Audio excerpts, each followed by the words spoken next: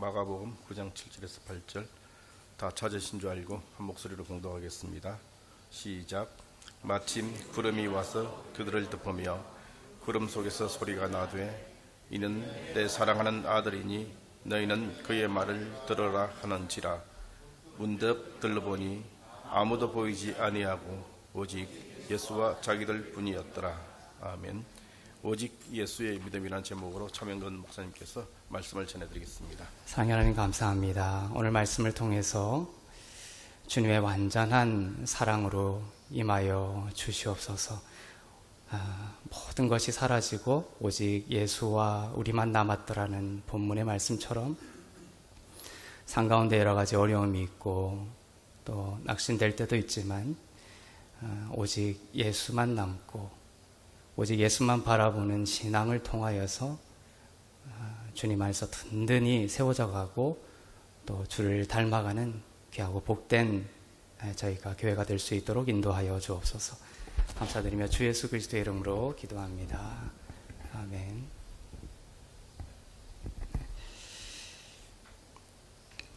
네, 예수님은 우리의 죄를 위해 십자가에서 죽으신 사랑의 하나님이십니다. 그런데 예수님은 이 땅에 오셔서 처음부터 내가 죽을 것이다, 내가 십자가를 질 것이다 이렇게 처음부터 말씀하지는 않으셨습니다. 그런데 어느 순간 성경을 이렇게 보면 처음부터 그렇게 말씀하시지는 않고 어느 순간 자신의 죽음에 대해서 이제 이야기를 하기 시작합니다. 인자가 많은 고난을 받고 죽은 자 가운데서 살아나야 하리라 이렇게 말씀하기 시작합니다. 마가복음 8장 31절을 보겠습니다. 시작.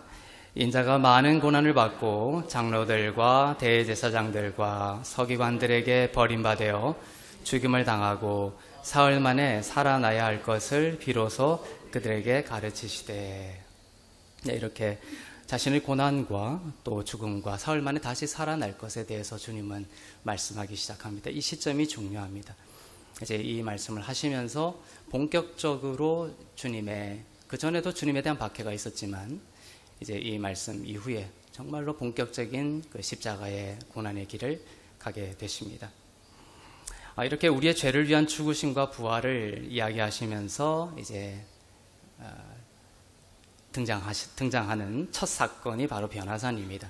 이 변화산 사건이 있기 전에 이제 지금 말씀, 내가 고난을 받고 죽임을 당하고 사흘 만에 다시 살아날 것이다, 이것을 말씀하신 뒤에 변화산 사건이 일어납니다. 그리고 변화산 사건 이후에 본격적인 예수님의 순환이 시작이 되는 것이죠.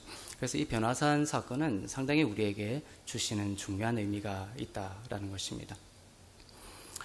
예수님이 높은 한 산에 오르시어 그 모습이 잠시 변하십니다. 이스라엘에서 가장 높은 헐몬산으로 추정되기도 합니다. 그 변화산에 예수님은 제자 3명을 데리고 오르십니다. 베드로와 야고보와 요한입니다. 예수님이 특별히 이 세 제자를 데리고 동반한 경우가 참 많이 있죠. 그 이유는 이 세 제자의 이름 속에 예수님이 이 땅에 오신 이유가 있습니다. 예수님의 그 십자가의 사역의 이유가 이 세 제자의 이름 속에 들어 있기 때문이기도 합니다. 베드로와 야고보와 요한이죠. 베드로는 돌, 율법이라는 의미입니다. 그리고 야고보는 건너가는 다리, 브릿지라는 뜻입니다. 그리고 요한은 은혜라는 뜻입니다. 즉 베드로와 야고보와 요한을 데리고 다닌 것은 무엇이냐면 이것이 나의 사역이라는 것입니다. 내가 이 땅에 온 목적이라는 것입니다. 즉 율법이 베드로가 요한이 되는 것이죠. 율법이 맞춰지고 은혜의 세대가 온다라는 것을 선포하고 계신 것입니다. 예수께서 오신 목적이고 십자가로 이루신 일입니다. 율법의 마침이 되시고 하나님의 의를 선물로 주시는 그러한 선물로 주시는 은혜를 오게 하신 것이죠. 로마서 10장 4절을 보겠습니다.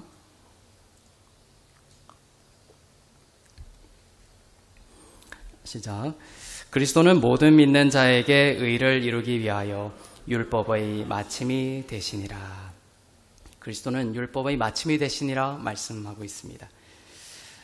하나님이 옳다, 의라는 것은 하나님이 이제 너를 옳다, 우리를 옳다라고 보신다는 뜻이죠. 하나님이 옳다라고 인정하시는 이 의를 얻기 위해서 사실은 이 땅에 많은 사람들이 고군분투합니다. 그리고 율법을 지켜서 그 의를 쟁취하려고 살아가죠. 하나님이 옳다라고 하시는 그 의를 얻기 위해서는 율법을 사실은 다 지켜야 합니다. 99%의 율법은 없습니다. 율법은 100%를 요구합니다. 이것은 바뀐 적이 없습니다. 예나 지금이나 변함이 없습니다. 율법을 다 지켜야 하나님은 우리를 옳다, 의롭다라고 해주시겠다라고 하셨습니다. 그것이 지금 시대가 바뀌었으니까 이제 현대에 왔으니까 내가 조금 한 50% 정도, 40% 정도만 이제 지켜도 돼. 이렇게 된 적이 없습니다. 하나님은 공의의 하나님이시고 율법은 강철과 같아서 굽히지 않습니다. 그 율법을 누군가가 와서 완성해 주지 아니하면 또 우리가 그것을 완전히 지키죠. 하나도 남김없이 올해 한 획도 땅에 떨어지지 아니하리라 이 말씀이 있죠. 마태복음 16장에 이 율법은 한 획도 땅에 떨어지지 않는다. 이것은 모두 다 지켜져야 한다. 원래는. 그런데 그것도 변하지 않는 것인데 또 무엇이 변하지 않습니까? 그 율법을 다 지킬 수 있는 사람이 또 없다라는 것입니다. 하나님이 우리에게 율법을 요구하시는데 그 율법을 지킬 사람이 아무도 없다라는 것입니다. 이제 어떻게 해야 되는 것입니까? 율법을 주신 진짜 목적은 그 율법을 너희들이 지킬 수 없으니 예수를 믿고 내가 주는 의를 선물로 받으라는 뜻입니다. 그러나 유대인들과 또 무지한 사람들은 율법을 지켜서 하나님께 옳다 인정받으려고 노력하였습니다. 지금도 그렇게 하고 있습니다. 그러나 노력할수록 그들의 영혼은 저주 아래에 놓이게 된다는 것이 성경의 말씀입니다. 예수님은 우리에게 의를 선물로 주시기 위해 선물입니다. 복음은 선물입니다. 의는 선물입니다. 생명과 구원은 선물입니다. 우리에게 의를 선물로 주시기 위해 율법의 마침이 되셨다는 것이죠. 십자가의 사역, 십자가에서 죽으시고 부활하심으로 율법의 마침이 되심으로 우리에게 의를 선물로 주셨다. 예수님은 그의 삶으로 율법을 지키셨고 온전히 지키셨고 예수님의 십자가로 우리의 율법 지키지 못함에 대한 형벌을 대신 다 지셨습니다. 이 율법을 다 지킬 수 있는 인간이 없습니다. 저도 그렇고 여러분도 그렇습니다. 그래서 우리는 형벌을 받아야만 하는 운명에 놓여 있었습니다. 영원한 지옥에 들어가야 하는 운명으로 태어났습니다. 그러나 사랑의 예수님께서 이 땅에 오셔서 우리를 대신하여 우리가 받아야 될 형벌을 대신 받으시고 우리를 형벌에서 벗어나게 하시고 죄에서 벗어나게 하시고 하나님의 의를 선물로 주셨습니다. 선물이라는 것은 그저 받는 것입니다. 내가 그 선물 받기 위해서 이것저것 주는 것이 선물이 아닙니다. 그것은 선물을 주는 자를 모욕되게 하는 것이죠. 하나님이 내가 십자가로 이것을 다 이루었으니 이제 나를 믿기만 하면 이 의를 받는다라고 하셨을 때 염치 불구하고 받아야 하는 것입니다. 잠깐만요, 주님. 내가 이것도 저것도 해서 너무나 감사하니까 이것저것 해서 그 의를 내가 받겠습니다. 이렇게 많은 사람들이 생각하지만 하나님은 그것이 아니다라는 것입니다. 예수 믿는 우리들은 모든 율법을 다 지킨 자처럼 율법의 마침이 되고 하나님의 의를 우리에게 주셨다는 것은 율법을 다 지킨 자처럼 하나님께서 여러분들을 보고 계시다라는 뜻입니다. 우리가 구약 성경을 읽죠. 구약 성경을 읽을 때 성도들이 그 중심에 간직해야 할 마음이고 영입니다. 예수님으로 인해 이 율법에 대해 내가 다 맞춰진 자라는 영입니다. 우리가 예레미야 교태를 할 때 그 구약을 읽을 때에 참 마음이 어렵죠. 그 구약을 예레미야뿐만이 아닙니다. 그 구약에 나오는 모든 율법과 또 이것을 다 지키지 아니하면 형벌이 떨어지고 불이 떨어지고 사람이 죽어나가고 이런 구약의 성경들을 읽을 때 우리들의 마음이 참 어려운 경우가 있습니다. 하지만 복음, 은혜 복음으로서 그 구약을 읽는 영은 무엇이냐면 그렇게 어려운 마음으로 시작은 할지 모르지만 자유한 마음으로 읽어 나가는 것이에요. 예수께서 오셔서 이 율법에 대해서 마침이 되셨고 마치 이 율법을 다 지킨 자처럼 하나님께서 나를 그리스도 안에서 받아주시고 용납해 주시고 인정해 주신다라는 기쁨과 감사의 마음으로 구약을 읽어 나가야 하는 것이죠. 계속해서 그 구약을 읽어 나가면서 답답하고 묶인 마음, 어려운 마음에 짓눌려 있다면 그것은 지금 예수가 하신 일을 내가 잊어버리고 있다는 것이에요. 예수가 하신 일 때문에 나에게 무슨 일이 벌어졌는지를 지금 망각하고 있다는 것입니다. 하나님이 의롭다고 여기시는 나라는 영으로 성경을 읽어야 합니다. 이제 이 율법으로 나를 정죄할 수 없고 그리스도 예수 안에 있는 자에게는 결코 정죄함이 없다. 그런데 성경을 읽으면서 계속 내가 나를 정죄하죠. 그 뒤에 어둠의 권세가 있고 사단이 있습니다. 두려움과 공포 속에 이제는 더 이상 살아가지 않아도 되고 두려움과 우리가 공포를 느낄 때 그 밑에 율법이 있습니다. 잣대가 있습니다. 기준이 있습니다. 그러나 주님이 다 마치시고 의가 되었다, 의를 선물로 주셨다라고 하셨기 때문에 우리는 더 이상 어떤 어려움과 낙심 속에서도 두려움과 공포 속에 머물지 않아도 되는 하나님의 자녀가 되었습니다. 하나님의 의를 입은 자로 또 예수의 생명이 이제 우리 가운데 거하기 때문에 밖에 있는 예수의 생명을 구하면서 살아가는 자가 아니라 성령을 통하여 내 안에 이미 들어온 하나님 나라의 그 생명, 예수의 생명을 발산하며 세상에 나타내며 살아가는 은혜를 입은 자라는 영입니다. 내가 은혜 받은 자다 이렇게 안식할수록 그 하나님의 생명이, 예수의 생명이 드러나게 되어 있습니다. 아니야, 내가 아직도 율법의 마침이 되지 않았어 이렇게 안식하지 못할수록 그것이 갇히는 거예요. 이제 여러분은 율법 아래에 있지 않고 은혜 아래에 있습니다. 은혜 아래에 있는 영으로 깨어 있으면 여러분은 죄로부터 멀어지게 됩니다. 우리의 노력의 힘으로 죄에서 멀어지는 것이 아니라 은혜 아래 안식할수록 멀어집니다. 예수님이 하신 일을 인정하고 바라볼수록, 믿을수록 죄에서 멀어지게 되는 것입니다. 은혜 아래에 쉬고 기뻐하고 감사할수록 죄가 떠나갑니다. 불안이 또 질병이 떠나갑니다. 원망과 시비가 떠나갑니다. 이것이 다 은혜 아래에 있는 것을 통해서라는 것이죠. 은혜 아래에 있기 때문에 죄가 이제 더 이상 우리를 주장하지 못하고 우리가 더 이상 죄의 또 그 죄의 열매들에 대해서 종노릇하지 않는다라고 하시는 말씀이죠. 로마서 6장 14절을 보겠습니다.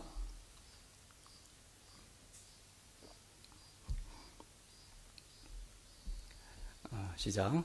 죄가 너희를 주장하지 못하리니 이는 너희가 법 아래에 있지 아니하고 은혜 아래에 있음이라. 죄가 너희를 주장하지 못한다. 죄가 여러분을 주장하지 못하기를 원하시죠. 그것은 뭐다? 법 아래에 있지 아니하고 은혜 아래에 있기 때문이다. 은혜 아래에 있을수록 죄가 여러분을 주장하지 못합니다. 여러분이 율법 아래에 있기를 원할수록 이제 어떤 기준을 세워놓고 내가 그것을 쟁취하고 노력해서 그게 도달하려고 애쓸수록 이상하게도 더 나는 죄에 노출되고 죄의 노예가 되는 것을 발견하게 됐죠. 이것이 어떤 성경의 신비라는 것이에요. 그래서 예수를 바라볼 수 없게끔 만드는 것입니다. 죄를 짓지 않기 위해 애쓰고 고군분투하던 신앙의 방식을 내려놓고 은혜의 복음이 가르치시는 그 신앙의 방식으로 우리가 돌아와야 하는 것입니다. 법 아래에서 고통받는 경우가 있습니다. 우리가 법 아래에 있으면 이런 징후들이 나타나죠. 작은 것에도 감사하는 삶이 사라집니다. 비판과 원망과 시비가 점점 늘어납니다. 그것이 좋은 것 같아도 우리가 속고 있는 거예요. 그 이면에 우리의 영이 법 안으로 들어가게 된 것입니다. 너의 비판하는 것으로 너가 비판받을 것이다 이렇게 나와 있죠. 근데 이것을 모르고 우리가 어느 순간 우리의 입과 영에서 타인을 향한 비판과 원망과 시비가 자꾸만 자라는 것이에요. 그것이 죄가 우리를 주장하기 시작하는 것입니다. 이것이 정의롭다라고 사단이 우리를 유혹하고 이것을 통해서 더욱 잘 될 것이라고 속이지만 복음의 방식은 그것이 아닌 것이죠. 율법이 무너지면 용서가 있고, 율법이 무너지면 사함이 있고, 율법이 무너지면 감사가 넘치게 되는 것이에요. 너가 비판받을 것이다, 너의 비판하는 것으로 너가 비판받을 것이다 라는 그 율법처럼 나와 또 다른 이와 상황들을 비판하기에 빠른 사람들은 곧 그 비판의 칼날이 자기를 향해서 올 것이라는 것을 알지 못하는 것이죠. 반드시 그것은 자기를 향해서 오게 되어 있습니다.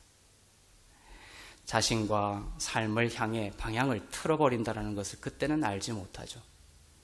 누군가를 원망과 시비를 할 때는 자기를 속이는, 가리는 거예요.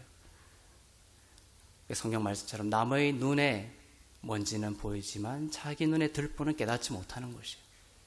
이게 세상에서 오늘 기도처럼 정말 세상을 향해서 삿대질하고 세상을 향해서 정의를 외치는 그 사람 속에 있는 그 들보는 알지 못하는 것이 인간의 무지인 것이죠. 그것을 통해서 세상은 감동하지 못하고 변화되지 못하는 것입니다. 그 속에 무엇이 있냐면 두려움이 있는 것이에요. 두려움이 있기 때문입니다. 그래서 누군가에게 화살을 날림으로써 안전지대, 자신의 안전지대를 만들고 두려움에서 벗어나고자 하는 영적인 욕망이 있는 것이죠. 그래서 그것은 정말 타인이 잘못했다라는 것을 지적하기 위한 것이 아니라 자기의 안전망을 치려고 하는 방어기제라는 것입니다. 두려움이 있는 것이죠. 그 두려움에서 벗어나기 위해서 타인을 공격하는 것입니다. 그러나 성경은 뭐라고 말씀하시냐면 너를 보라는 거예요. 너 그 밑에 그 밑에 큰 두려움이 있다는 것이에요. 그 두려움을 남도 아니고 또 나로서도 아니고 예수를 의지함으로 그 두려움의 영역에서 벗어나면 나도 자유케 되고 세상도 자유케 되고 우리가 화목케 되고 하나가 될 수 있는 것입니다. 두려움의 자리에서 기쁨의 자리로 갈 수 있게 되는 것이죠. 그래서 내가 기쁨이 넘치고 마음이 넓어지고 여유가 있게 되면 그때 세상은 변하게 되는 것이에요. 화살과 칼과 창으로 골리앗은 무너지지 않습니다. 예수의 사랑과 십자가에서 하신 일을 내가 받아들이고 그분을 바라볼 때 골리앗은 무너지게 되는 것이에요. 다른 사람 얘기할 것 없이 정말 하나도 자격 없는 내가 형용할 길 없는 용서와 의와 삶의 축복을 받았다라는 것을 우리가 깨달아야 합니다. 그리고 자기를 못 박았던 자들을 향해 저들을 용서해 달라고 하신 그리스도의 마음을 회복하는 것입니다. 변화산에 오르신 예수님은 제자들 앞에서 그 모습이 환하게 변했어요. 제자들이 얼마나 놀랐을까요? 같이 올라왔는데 예수님이 갑자기 모습이 변했습니다. 어떻게 묘사가 되어 있냐면 성경에 예수님의 그 옷이 이 세상 그 누구도 더 희귀할 수 없을 만큼, 이 세상에 가장 세탁을 잘하는 사람이 있을지라도 그 사람도 할 수 없을 만큼 찬란하고 하얗고 영광스럽게 변화가 되었습니다. 무엇을 앞두고? 십자가를 지기 전에 이런 일이 벌어지게 된 거예요. 예수님이 이제 십자가를 진다라고 하면 어떤 일이 벌어집니까? 제자들은 두려워하죠. 그 믿고 따르고 기적을 베풀고 폭풍을 멈추고 바다를 가르는 그러한 그 예수님의 기적을 보고 따랐던 제자들이 얼마나 놀랐겠어요. 이제 내가 죽을 것이다, 사흘 만에 살아날 것이다 라고 얘기했지만 반신반의하는 것이죠. 그때 두려워하지 말라는 것입니다. 미리 가르쳐 주시는 거예요. 내가 이렇게 아름답고 영광스러운 모습으로 반드시 부활하게 될 것이라는 것을 십자가의 순환 앞에 알려주심으로 우리에게 기쁨과 감사와 또 소망을 회복시켜 주시는 것이죠. 영광의 모습으로 변화되었습니다. 이 영광의 모습으로 변화된 것은 이처럼 장차 내가 이렇게 부활할 거야, 이것이 내가 비록 죽지만 너희가 두려워하지 말 것은 내가 사흘 후에 이렇게 반드시 의로운 모습으로 변화될 거야, 부활할 거야 라는 모습인 것과 약속인 것과 동시에 무엇입니까? 연합이죠. 너희도 그렇게 될 거야. 너희도 그렇게 될 거야. 두려움에 사로잡힌 베드로야, 야고보야, 요한아, 너희도 나의 부활을 기대하라. 나의 죽음을 기대하고 나의 부활을 기대하라. 왜냐하면 나와 연합하여 너희도 이렇게 찬란하고 아름답고 영광스러운 모습으로 부활하게 될 거야. 내가 이것을 위해서 이곳에 왔단다 라는 것입니다. 예수님과 연합하여 부활한 자들은 하나님의 눈에 이렇게 광채로 빛납니다. 변화산에 나오는 어떤 세탁자도 이렇게 아름답고 환하고 하얗게 바꿀 수 없을 만큼 영광스럽게 변화된 이 구절을 보면서 이것이 예수님의 부활인과 동시에 여러분은 어떤 생각을 하셔야 돼요? 이것이 예수님 안에 있는 나, 예수 믿는 나를 바라보시는 하나님의 시선이구나. 그것을 깨달아야 합니다. 그것을 깨닫지 못하면 영적 전쟁에서 계속해서 실패하게 될 것입니다. 하나님이 나를 빛나게 보고 계시구나. 그것이 하나님의 마음이구나. 그것을 믿는 시간이 되시기를 바랍니다. 이 시간 베드로는 그 마음에 두려운 마음이 있었다라고 성경은 기록하고 있습니다. 율법 아래에 아직 있었기 때문입니다. 베드로는 예수님과 공생애를 하고 계속 다녔지만 베드로의 영은 계속 율법에 사로잡혀 있었어요. 그래서 결국 예수님을 위해서 내가 죽기까지 예수님이 십자가 질 수 없다고, 십자가 의미를 모르는 거예요. 예수님이 죽으셔야만 베드로가 살아날 수 있는 거거든요. 근데 예수님이 나는 죽는다라고 하시니 그럴 수 없다. 내가 죽겠다고. 베드로가 죽어서 그 피는 죄 있는 피밖에 되지 않습니다. 예수의 죄 없는 피가 나를 위해서 대신 흘려지실 때 베드로 자신이 구원받을 수 있는 거거든요. 베드로는 그 의미를 알지 못했고 정말 자기의 열심과 노력으로 예수님의 죽음을 막아서려고 했습니다. 예수님의 이 땅에 온 목적을 알지 못하고 자신의 힘으로 살아가려고 했죠. 그 결과는 무엇입니까? 예수를 부인하는 것입니다. 결국 자기의 힘은 이렇게 꼬꾸라지게 돼 있어요. 내가 내 가정을, 내가 내 힘으로 내 이 교회를, 내가 내 힘으로 이 예수의 삶을 살아보려고 애쓰면 반드시 부인하는 삶으로, 꼬꾸라지는 삶으로, 원망과 시비의 삶으로 나가게 된다는 것이죠. 그러지 말고 탁 내려놓고 나는 불가능하고 예수의 십자가로 인하여 주님이 이렇게 화려하게 아름답게 부활하신 것처럼 나를 예수의 선물로, 예수의 십자가로 나를 이렇게 빛나게 보고 계시구나. 이것이 주님의 사랑이구나. 이 사랑은 변치 않는구나 라는 것을 믿음으로 받아들이면 하나님께서 모든 것을 선하게 만드실 것입니다. 그러나 베드로는 아직 두려움에 끌려다니고 있죠. 베드로는 자신의 영혼을 잠식하고 있는 이 두려움에 끌려다니고 있었습니다. 어떻게 보면 모든 우리의 부정적인 생각과 감정의 근원은 두려움입니다. 물론 우리가 위험한 장애물, 버스가 나를 향해서 달려오거나 그럴 때 위험한 장애물을 발견했을 때 어떤 보호 차원에서 느끼는 건강한 두려움도 물론 있습니다. 그런 긍정적인 두려움 말고 삶과 영혼을 파괴하는 두려움을 말합니다. 어느 날 갑자기 어두운 생각이 들어오는 거야. 사단이 심어줬다. 가룟 유다에게도 사단이 그 마음을, 그 생각을, 두려운 마음을 심어주죠. 부정적인 마음을 심어줍니다. 나는 용서받지 못했고 사랑받지 못했고, 그래서 가룟 유다가 자기가 예수를 부인한 그 죄값을 자기의 피로 치르려고 하죠. 예수가 치렀는데도. 그러니까 나는 예수의 피로 용서받지 못했다라는 이 부정적인 생각이 가룟 유다에게 들어가니 가룟 유다는 예수를 팔아버릴 뿐만 아니라 또 그 잘못한 것에 대한 대가를 자기의 힘과 노력, 자기의 피로 치르려고 자결을 하게 되는 순간까지 이르게 되는 것이죠.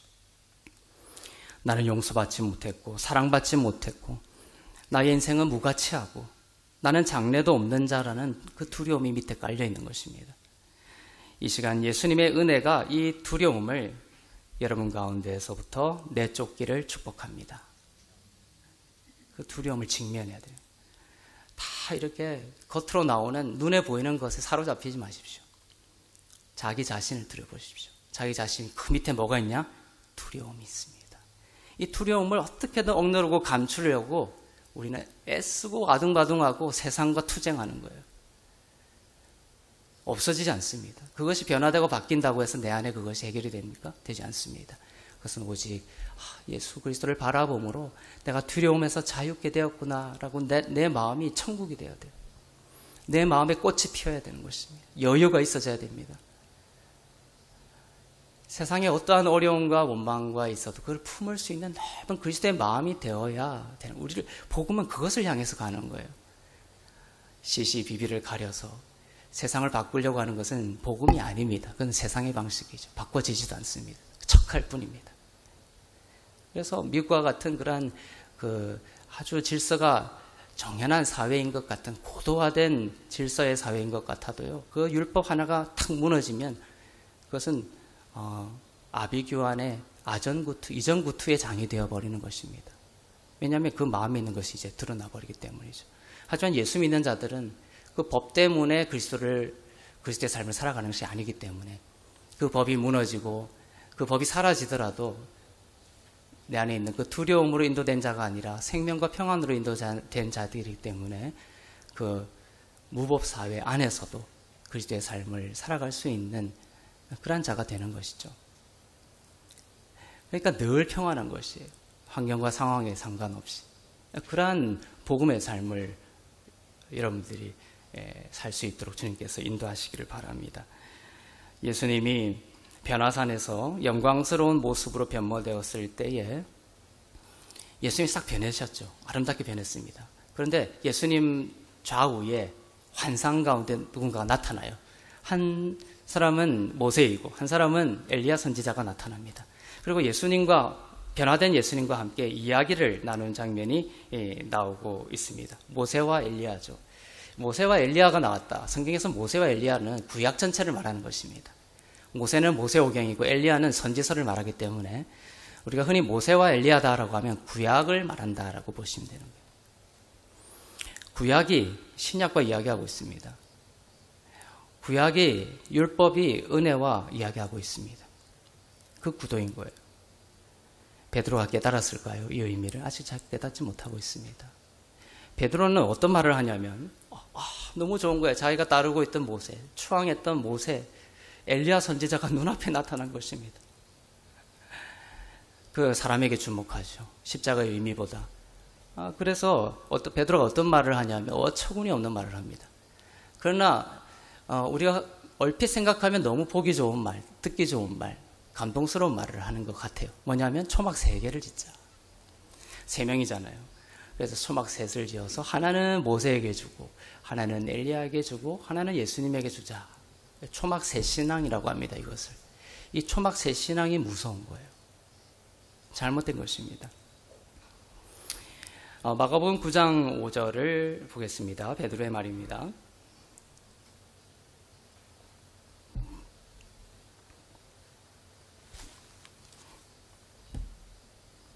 시작. 베드로가 예수께 고하되 랍비여 우리가 여기 있는 것이 좋사오니 우리가 초막 셋을 짓되 하나는 주를 위하여 하나는 모세를 위하여 하나는 엘리야를 위하여 하사이다 하니. 베드로는 초막 셋 신앙을 말했습니다. 베드로의 이 잘못된 신앙이 폭로되고 있죠. 얼핏 모세도 존중하고 엘리야도 존중하는 것 같아서 베드로는 참으로 배려심이 많고 참 열심 많은 좋은 신앙 같아 보이지만 이것이 우리가 속는 거예요. 그 베드로의 깊은 마음속에 있는 두려움에서 발로된 표현이에요. 왜냐하면 두려움은 예수를 알지 못하면 그 두려움은 율법을 존중하는 대로 나가게 되어 있거든요. 깊은 두려움의 뿌리를 둔 율법적인 신앙이 폭로된 것입니다. 모세도 존중하고 엘리야도 존중해야겠다는 것이에요.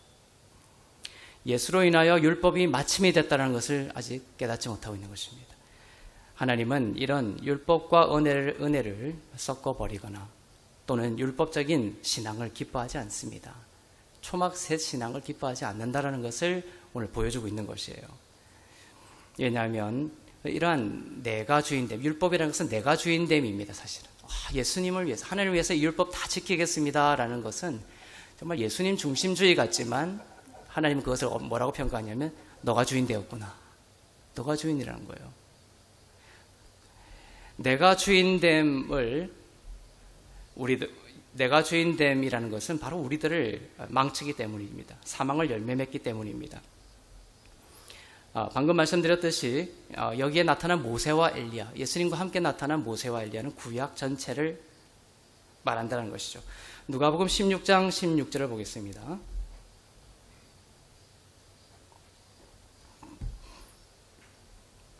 시작. 율법과 선지자는 요한의 때까지요. 그 후부터는 하나님 나라의 복음이 전파되어 사람마다 그리로 침입하느니라. 이것을 구분하고 있습니다. 자, 율법과 선지자가 바로 모세와 엘리야예요. 율법과 선지자가 어느 때까지 온다? 세례 요한 때까지. 세례 요한이 구약의 마지막 주자라는 것이에요. 마지막 주자와 예수님이 같이 사역할 수 있다 없다? 없습니다. 그래서 세례 요한과 예수님의 사역은 겹치지를 못해요. 분명히 말씀하고 있죠. 율법과 선지자는 세례 요한의 때까지요. 그 후부터 하나님의 나라가 복음이 전파되는 거예요. 그러니까 오병이어가 하나님의 나라를, 풍성한 하나님의 나라를 잘 묘사하는 기적이죠. 그것이 세례 요한의 무엇 이후에 나타납니까? 죽음과 나타나는 거예요. 세례 요한이 죽었을 때 하나님의 나라가 왕성하게 이제 펼쳐지기 시작합니다. 세례 요한은 율법과 선지자의 마지막 주자입니다. 구약의 끝을 세례 요한이 장식하고 있습니다. 그 후 예수님이 오셔서 하나님 나라의 은혜의 복음을 전파하십니다. 그래서 예수님은 어떤 면에서 보면 세례 요한의 죽음을 기다리고 계신 거죠. 세례 요한이 죽었다는 것을 예수님에게 보고합니다. 근데 예수님이 그것이 슬퍼서 울었다 이런 표현이 없어요. 물론 우셨겠죠. 슬퍼서 우셨을 것입니다. 그런데 성경은 신학적인 의미를 가지고 그것을 삭제시켜버린 거예요. 신학적인 의미는 뭐냐면 세례 요한의 죽음을 통하여 이제 하나님의 나라의 복음이 전파될 것이라는 것을 알려주시기 위해 하신 것이죠.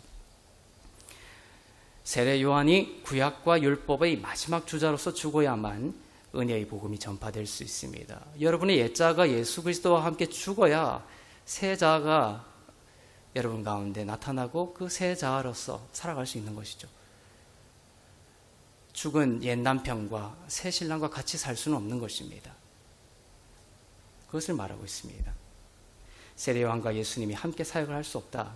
그래서 예수님이 하나님 나라의 복음을 강력하게 전파하기 전에 이처럼 세례 요한이 헤롯에 의해서 그 목이 잘려서 죽게 되는 사건이 일어나는 것입니다.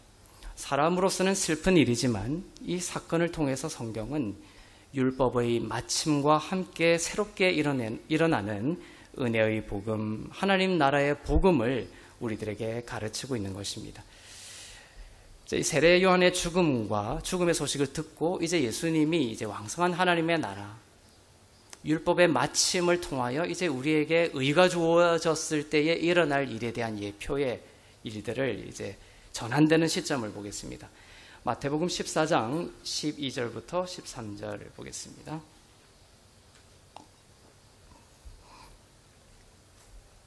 시작. 요한의 제자들이 와서 시체를 가져다가 장사하고 가서 예수께 아뢰니라. 예수께서 들으시고 배를 타고 떠나사 따로 빈들에 가시니 무리가 듣고 여러 고을로부터 걸어서 따라간지라. 많은 무리들이 이제 예수님을 따르며 오병이어의 하나님의 나라의 기적이 펼쳐지기 시작합니다. 세례 요한이 죽고 나서 오병이어 사건이 시작이 됩니다. 그것이 전후가 바뀌지 않습니다. 율법의 마침과 함께 의의 복음, 은혜의 복음, 놀라운 하나님 나라의 복음이 시작된 것입니다.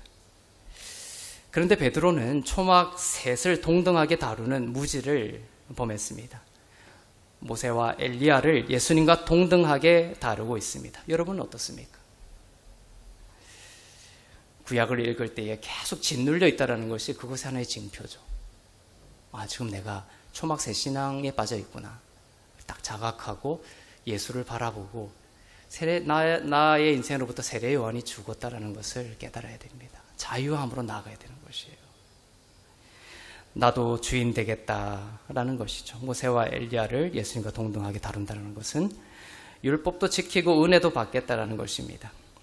예수님이 십자가를 지시는 이유를 알지 못하고 정반대의 길을 가고 있는 것입니다.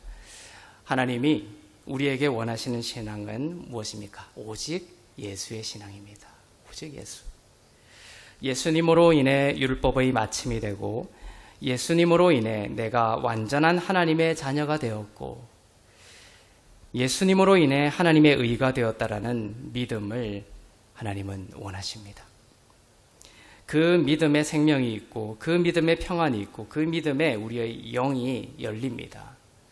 내가 그리스도 안에서 하나님의 의가 되었다, 하나님의 의를 선물로 받았다라는 이 믿음의 고백 가운데 우리의 영이 열리기 시작하는 거예요. 잠든 영을 깨우십시오. 그리고 그 정죄와 두려움과 사망의 자리에서 일어나시기를 바랍니다.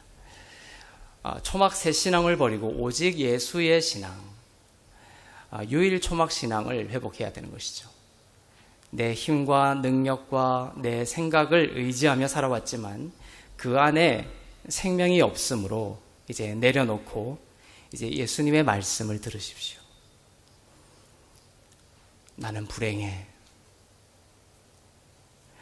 나는 그러한 생각을 버려야 합니다. 모세와 율법을 존중하는 한 계속 나는 불행해라는 의식에 빠져있고 결부되어 있거든요. 나는 주 안에서 축복을 받은 사람이야 라는 그러한 생각으로 나아가야 합니다. 그것이 오직 예수의 신앙입니다. 이제 구름이 나타납니다. 본문에 보면 구름이라는 것은 하나님의 임재를 나타내는 묘사입니다. 구름이 나타나고 구름에서 소리가 들립니다. 하나님의 임재가 나타날 때 이 구름이 나타나는데 그 구름 속에서 하나님의 음성이 들립니다.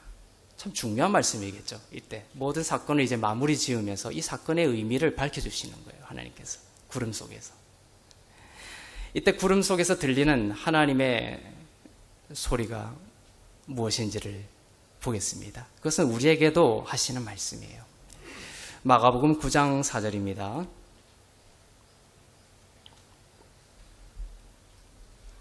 시작. 마침 구름이 와서 그들을 덮으며 구름 속에서 소리가 나되 이는 내 사랑하는 아들이니 너희는 그의 말을 들으라 하는지라. 이것이 오늘 본문의 핵심 메시지입니다. 여기서 중요한 것은 두 가지입니다. 첫째는 하나님이 예수님을 뭐라고 부르십니까? 내 사랑하는 아들이다 이렇게 부르고 계신다는 것입니다.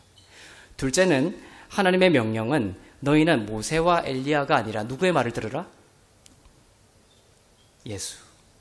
예수의 말을 들으라고 하시는 것입니다. 모세와 엘리야가 나와 같이 있었는데 하나님은 모세와 엘리야도 듣고 예수도 들으라 이렇게 하지 않으시죠. 이는 내가 사랑하는 아들이니 그의 말만 들으라고 하시는 것입니다. 구약을 읽을 때에도 율법과 껍질로만 읽지 않고 구약의 마침이 되신 예수로 우리가 밝혀 읽고 묵상해야 한다는 것입니다. 하나님은 그의 아들 예수님을 향해서 늘 이런 말씀을 하셨습니다. 이건 내 사랑하는 아들이야. 너는 나의 사랑하는 아들이다. 여러분의 자녀들에게 어떤 말들을 많이 합니까? 하나님은 예수님에게 늘 이런 말씀을 하셨어요. 너는 나의 사랑하는 아들이다. 아가페토스라는 단어가 계속 반복해서 등장합니다. 헬라어죠. 사랑을 받는 자라는 뜻입니다. beloved. 예수는 나의 사랑을 받는 자다. 번역을 나의 사랑을 받는 자 이렇게 번역이 되는 데도 있고 주어를 하나님으로 해서 내가 사랑하는 자다 이렇게 번역이 된 것 성경도 있지만 원어로 보면 아가페토스, beloved 수동으로 되어 있어요. 이는 나의 사랑을 받는 자다. 이렇게 정확한 번역은 그것이 되겠죠. 이 예수는 나의 사랑을 받는 자다. 예수님이 지금 십자가를 앞두고 이런 말씀을 하시는 거예요. 그런데 이 말씀을 이때만 하신 것이 아니라 이 땅에서의 예수님이 그 공생애를 시작하실 때에 또 하셨어요. 세례 요한에게 세례를 받으시는데 그때도 예수님이 세례 요한에게 세례를 받으시고 물 위로 올라오실 때 구름 속에서 하나님께서 말씀하시는 거예요. 이는 나의 사랑하는 자요. 내가 기뻐하는 자다. 이렇게 말씀하십니다. 거기서도 아가페토스 그 단어가 등장합니다. 마가복음 1장 11절을 보겠습니다. 시작. 하늘로부터 소리가 나기를 너는 내 사랑하는 아들이라 내가 너를 기뻐하노라 하시니라. 이것을 예수님이 공생애를 시작하실 때 또 십자가를 지시기 전에 이 말씀을 하시는 거예요. 이 말씀을 듣고 예수님은 힘을 내셨죠. 이것이 예수님에게는 가장 큰 사역의 힘이 되었던 것입니다. 여러분은 무슨 힘으로 이 땅을 살아가십니까? 여러분이 들어야 될, 매일 믿고 따라야 될 말씀, 하나님의 말씀은 무엇입니까? 바로 이 말씀이에요. 너는 나의 사랑을 받는 자다. 이 말씀보다 우리를 더욱 힘내게 하고 우리를 복되게 하는 말씀은 없는 것이에요. 예수님은 어떤 마음으로 그 어려운 십자가를 승리하셨습니까? 나는 하나님으로부터 사랑을 받는 자야 라는 마음으로 승리하셨던 것입니다. 여러분의 자녀들이 세상에 나갈 때, 외국에 갈 때, 또 어디에 부모의 곁을 떠나서 살아갈 때에도 이것저것 가르치는 것보다 제일 중요한 것이 무엇입니까? 바로 너는 하나님의 사랑을 받는 자라는 것이죠. 그 자녀의 마음속에 나는 하나님의 사랑을 받는 자야. 나의 아버지는, 참 아버지는 하나님이야. 하나님의 나를 향한 사랑은 변함이 없어. 이것이 가장 위대한 우리에게 승리를 주는, 자녀에게 힘을 주는 능력의 말씀이라는 것이죠. 그래서 이 세례 요한에게 세례를 받고 하나님이 이는 내 사랑을 받는 아들이다 이렇게 말씀을 하셨는데, 그 이후에 사단이 예수님을 끌고 광야로 나가서 시험을 하시죠. 3번 시험을 합니다. 그때 사단이 예수님에게 시험할 때 이런 말을 하죠. 너가 하나님의 아들이거든 이 돌을 떡으로 만들어라 하죠. 무엇을 빼버립니까? 사랑받는을 빼버리는 거예요. 사단은 예수님을 시험할 때 사랑받는 아가페토스란 단어를 쓰지 않습니다. 그래, 너가 하나님의 아들인 것까지는 맞다. 하지만 사랑받는 이라는 단어를 빼버림으로써 그 성경이 말하는 것은 무엇입니까? 사단이 가장 두려워하는 것은 바로 우리가 하나님의 사랑을 받는 자녀라는 믿음이고 진리라는 것이죠. 예수님처럼 우리도 이 땅을 살아갑니다. 남모를 시련과 눈물의 시간을 지나고 있는 사람도 있을 것입니다.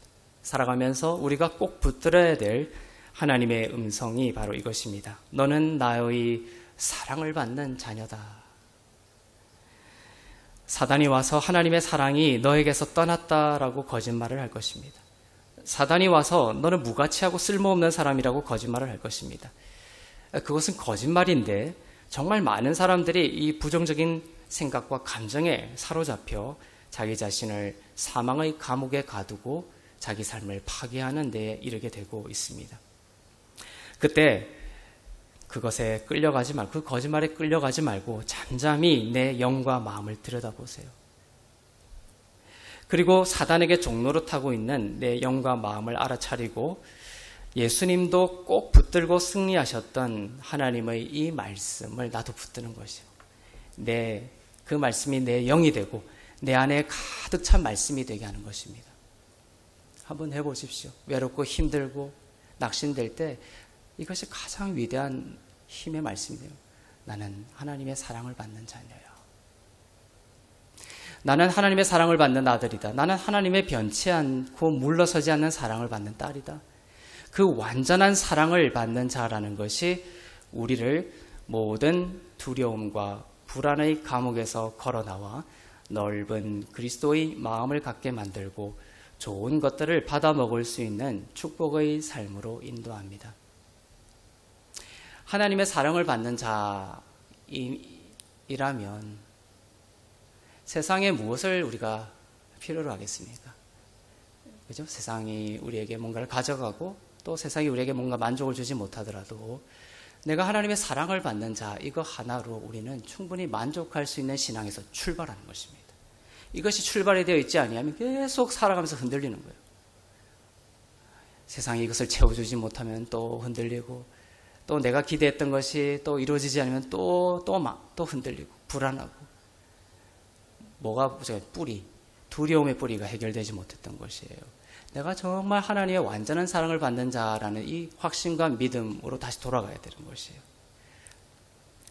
그러면 기대와 소망은 있지만 그것이 이루어지지 않더라도 그 시간까지 인내할 수 있는 기쁨과 만족과 감사가 내 삶에 계속 천국이 이루어지게 되는 것이에요.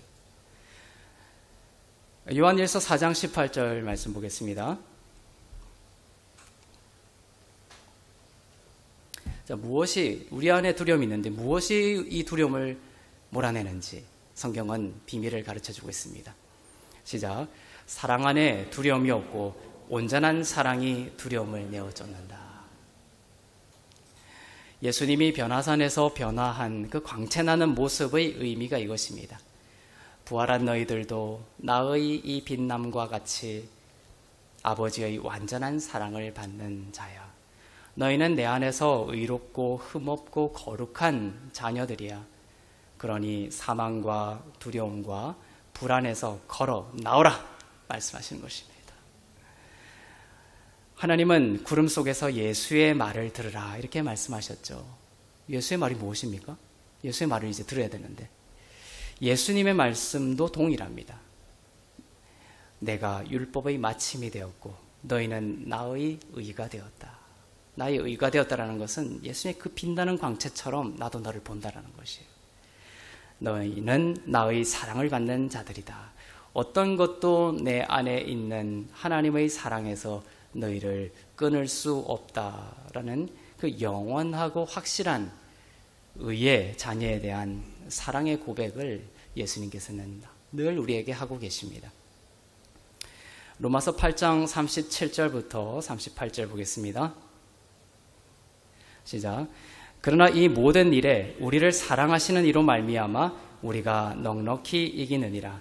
내가 확신하노니 사망이나 생명이나 천사들이나 권세자들이나 현재일이나 장래일이나 능력이나 높음이나 깊음이나 다른 아무 피조물이라도 우리 주 그리스도 예수 안에 있는 하나님의 사랑에서 끊을 수 없느니라. 이 끊을 수 없는 하나님의 사랑으로 인해서 우리가 어떻게 이긴다? 넉넉히 이길 수 있는 것입니다. 바울은 확신하고 있습니다. 내가 확신하노니. 이 싸움이에요. 애매한 신앙 갖고 살지 마십시오. 정말 예수님의 변치 않고 끊을 수 없는 확실한 사랑, 이것이 우리가 묵상할 것입니다. 우리는 임재 묵상을 하고 주님을 묵상하고 하지만 그 중심은 바로 이거예요.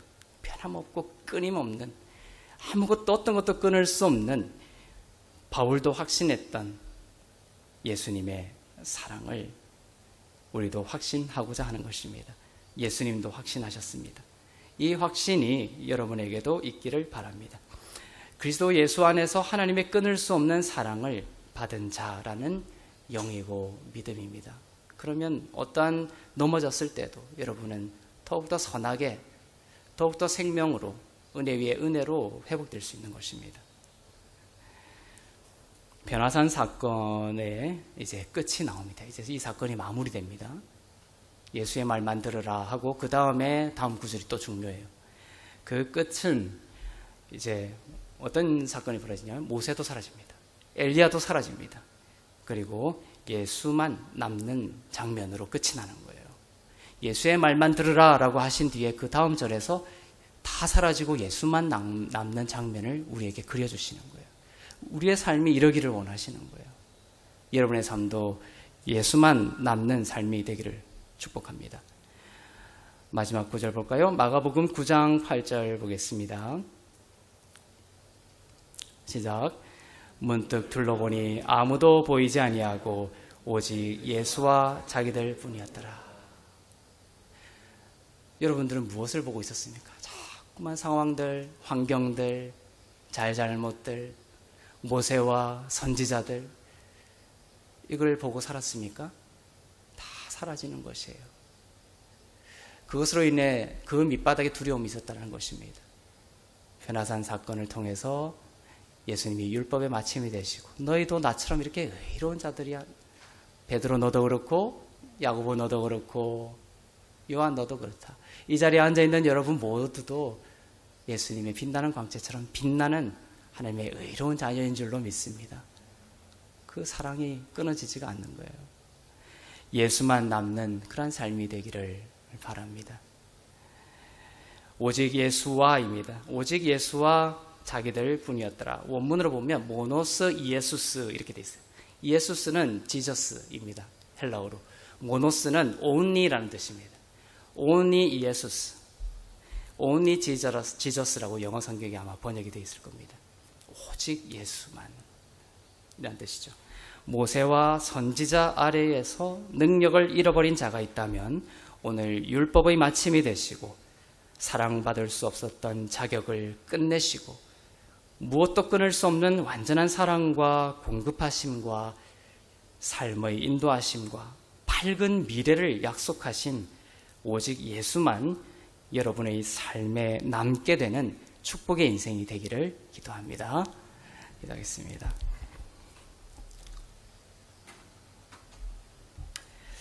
사랑의 하나님 아버지, 오늘도 우리에게 말씀하십니다. 너희는 나의 사랑을 받는 자녀란다. 너희 옆에 있는 자도 그렇단다. 너희는 의롭고 흠없고 거룩한 나의 자녀란다. 너희는 아무 걱정할 필요가 없단다. 나의 사랑과 평안 안에 안식하라. 그리하면 내가 너를 위하여 일하리라 말씀하십니다. 나의 사랑은 완전하기 때문이란다. 이 완전한 사랑을 의심하지 말아라. 폭풍 가운데서도 예수님은 배 가운데 편히 쉬셨던 것처럼 어떠한 환난과 어려움 가운데서도 두려움으로 경거망동하거나 두려움으로 사방으로 쫓아다니지 아니하고 폭풍 가운데서도 배 안에 편히 안식하셨던 것처럼 우리도 예수와 함께 의로운 가운데 안식하고 더 이상 내가 애쓸 것이 아니라 주님이 우리의 주인이시고 이 교회의 주인이시고 내 삶의 주인이시고 나의 장래이시며 나의 소망이심을 믿고 예수와 함께 평안히 안식하며 주의 생명을 누리는 하나님의 자녀들 되게 하여 주시옵소서. 그 사랑과 두려움과 그 사랑으로 모든 두려움과 사망의 자리에서 걸어 나와서 하나님의 축복을 누리는 자녀들 다 되도록 인도하여 주시옵소서.